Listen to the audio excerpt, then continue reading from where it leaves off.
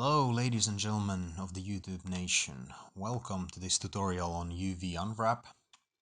Basically I have this model in here that I wanna texture so that these polygon faces from the outside will have a certain texture, and same thing goes for the parts in the inside of the dome. So after we create the seams for the texture, we will then render the UV map template to which we can apply the images or the texture that we want to display. So here goes nothing, I suppose. Let's first add the modifier UV Unwrap. It's this guy over here. And once we apply it, you can see it already colored the edges, some edges to green, which means they are already considered as seams. And we are going to be working with edge mode because naturally seams are edges. So let's just start doing it, and as we run into questions we will go them through. So basically let's select these edges, and well, in fact I want to have the texture run through here, and yeah, all the way from here. We have an option to make a loop, but it doesn't make sense when the selection is so short. So let's instantly convert this to one seam and continue on collecting more. So I think in here we can be a little bit smarter and select the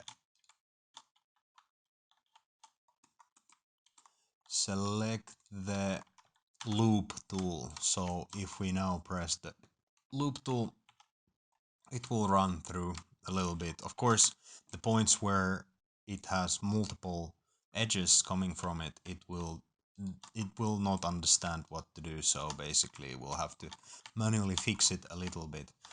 And also with the tool, as you can see, once we create the seam, we want to go around this object. In my case, this is a lamp, so I don't want to include it in the texture, so I have to strategically go around it, like so.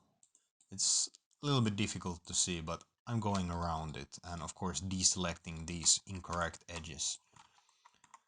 So I have 3 more lamps to go. Let's assume that this one is correct. And in here it also stopped translating them or continuing the loop. I'll select these ones. Come on, there we go. And continue our journey onwards. From all the 3ds Max repetitions, this is not even bad. This is actually quite pleasant once you understand how it works. Nothing special about it, or difficult for that matter. This one and then this one. So we're still going around the lamp, as you can see. There we go. And of course let's convert this to seam, so as if we're cutting with the scissors through the red lines. Boom. And let's make sure that it actually closes on the other end. There we go. Looks correct to me. Looks very correct. So I'd like to do the same on this side. And again, remembering that green one is already a seam, so we don't have to go through it. With this one, with this edge, let's just loop through. And because I want the texture to end on this edge, like as if the selection has a confined space on a surface, flat surface, I don't want to take these smaller parts into the equation. Alright, looks good. Of course, let's specify that we want to close the seams from here and here. Nice square shapes, surface shapes. This will work fine. Here, and deselect these boys. And select from here. There we go. Alright, looks really good. Let's convert these to seams. And yeah, in my case, I would definitely use the unwrap quick peel function in here. It's very convenient when we have simple shapes as these. So basically, let's open the UV editor where the main magic happens. All the important functions are in here. And yeah, let's quick peel this object. So as a result, we got some textures, or rather pieces of the model. In here, at this point, I would go to polygon selection to more easily manipulate these selections. So one here, one here. I can recognize that these are all square pieces, so they must be from our wall. And then we of course have this floor texture from the model. I don't want to engage with it right now, so we'll just throw them all away outside of the checker box. So now we have these objects in here and we want to do something fantastic with them, so it would be easy for us to manipulate and put on the textures that we want.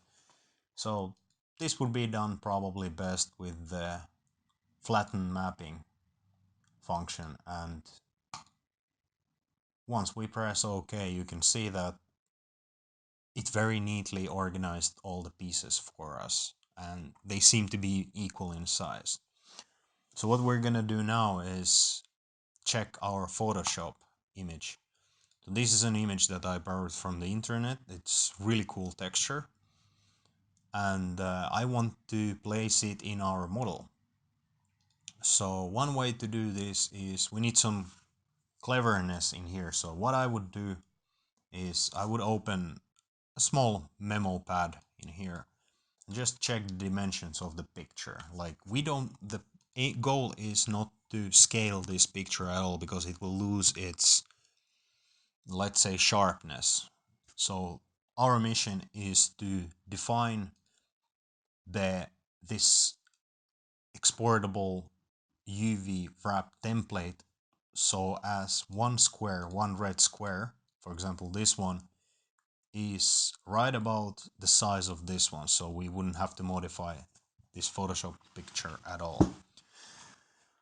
So how I would do it is I would check the image size of this beautiful texture from here, and it's saying it's 512.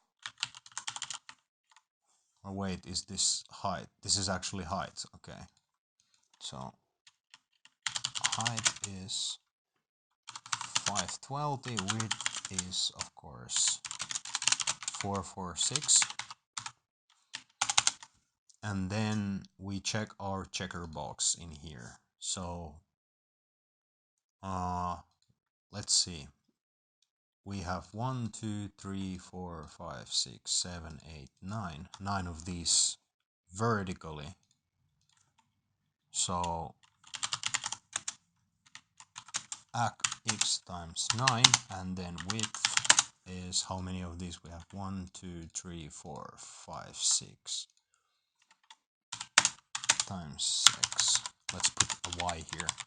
So, and then we, of course, the letters are just symbols for our argument of one box that we want. So this would be equal to 512 times 9, so equals around 4,500.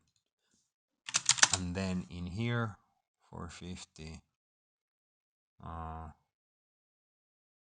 2,600, 900. Let's put 900. I feel like this is close enough.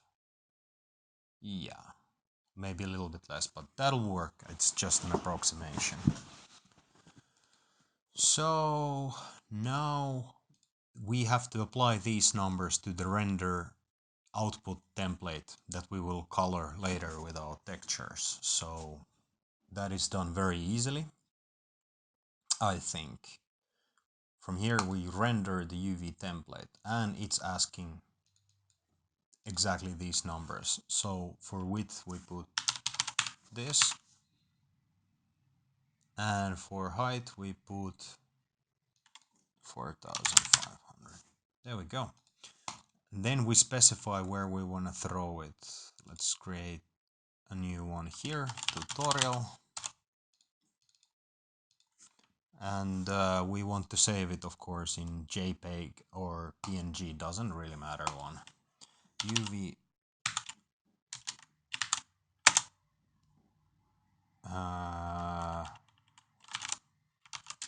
texture template, makes sense. All right. Now in Photoshop, if we open our friend, I guess we'll have to do, no we don't, navigation is not necessary. Okay, it didn't come yet. Did I press the render UV? No, I didn't press it, okay. So once you press this one to render, we will get a confirmation box. Like, I don't know if you guys can see it, but I have some issues with my monitor relation to resolution, but this should work anyway. So now we have this one here, and let's just open it. There we go. And what I would do, I would actually create an extra layer here.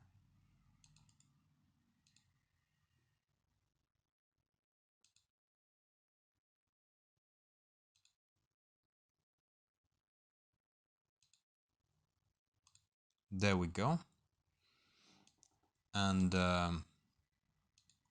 we can paint it black.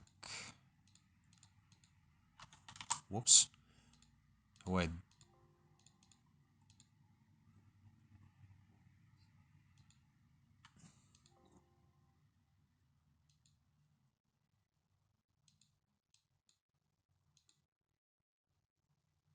There we go. So the layer 0 was with the green lights, and now we can see our template. So after this, we just basically copy paste this friend in here, and long and behold, it's approximately the same size.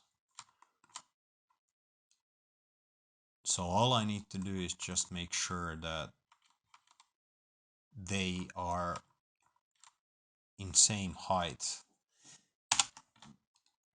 For accuracy, it's of course up to you, but to me, this is an experiment, so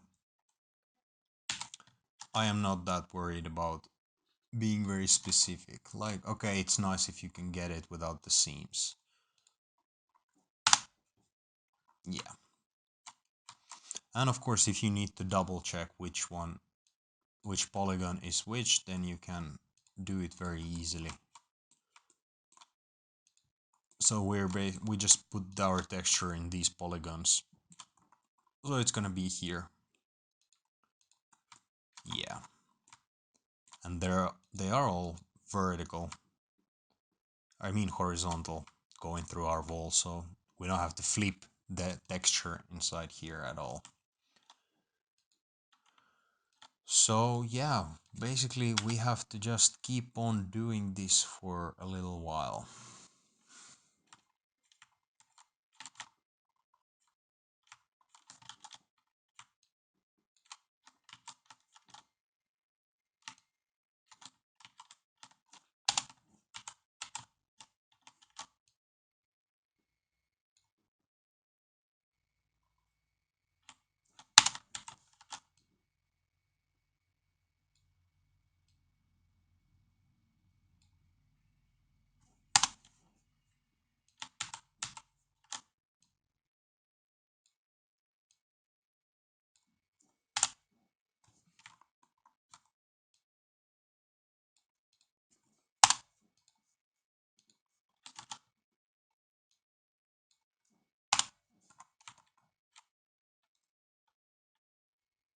Well, let's actually transform this a little bit, and yeah, it's not that bad.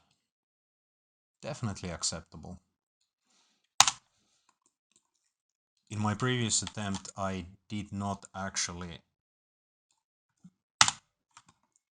calculate them correctly, so I had to scale it a lot, which ended up creating a result which was not nice at all. Like, if we extend this, you can see it becomes blurry, and same thing if I do like this, it's also very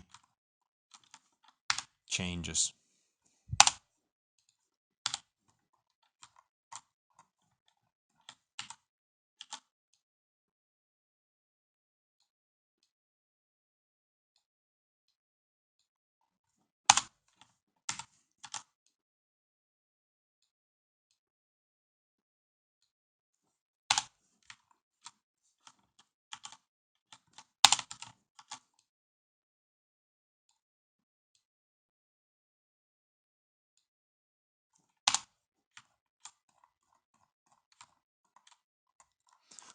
So you get the idea. Basically, we can save this and export it in PNG so that the resolution or the quality would be higher. And we say UV map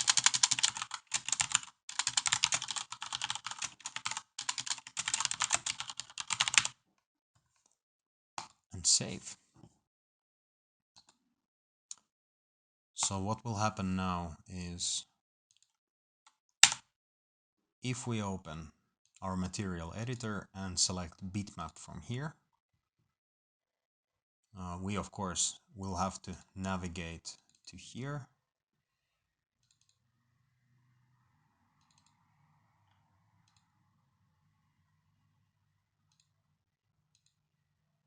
Or where was it? Where was it?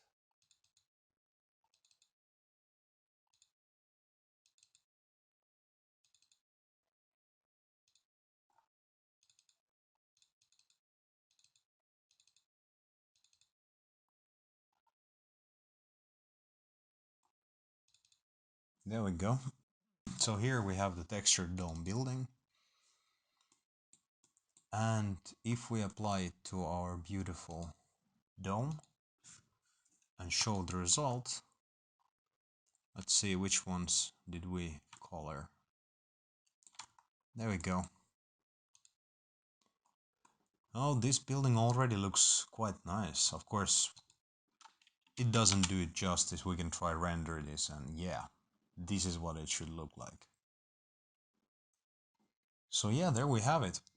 It's all about defining what are the good locations for the seams, and then exporting it in a correct resolution so that your specific texture can be applied easily to it. Thanks for watching, and until next time. Bye.